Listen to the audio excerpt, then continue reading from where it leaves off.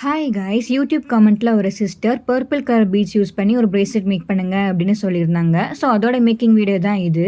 அதுக்கு நான் ஃபர்ஸ்ட் அவங்க கேட்ட மாதிரி இந்த பர்பிள் கலர் பீட்ஸ் வந்து எடுத்துக்கிட்டேன். அது கூட சேர்ந்து இந்த ஜம்ப்ரிங்கும் நம்மளுக்கு வந்து யூஸ் ஆகும்.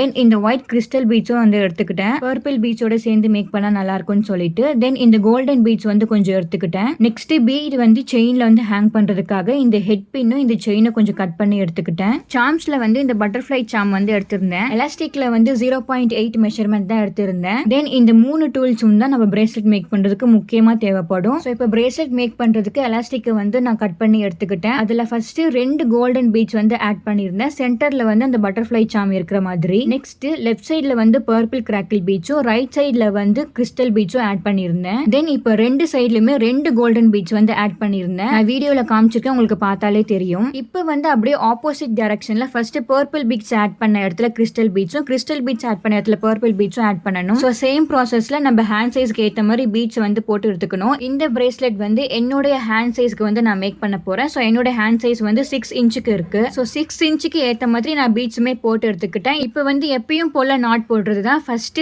1 ட்விஸ்ட் பண்ணி ஒரு நாட் போட்டுட்டு நெக்ஸ்ட் டபுள் ட்விஸ்ட் பண்ணி ஒரு நாட் போட்டுட்டு நல்லா டைட்டா இருக்கான்னு செக் பண்ணிட்டு உங்களுக்கு வேணும்னா எக்ஸ்ட்ரா ஒரு நாட் கூட நம்ம போட்டுக்கலாம். தென் லாஸ்டா ஆல்ரெடி மேக் பண்ணியிருந்த செயின் ஹேங்கிங் ஃபிக்ஸ் பண்ணி பார்த்தா பிரேஸ்லெட் ரெடி. ஃபைனல் அவுட்புட் இப்படி தான் இருந்துச்சு. பார்க்கவே ரொம்ப அழகா இருந்தது. ஹேண்ட்லயும் போட்டு பார்த்தேன், என்னோட ஹேண்ட் சைஸ்க்கு கரெக்டா இருந்துச்சு.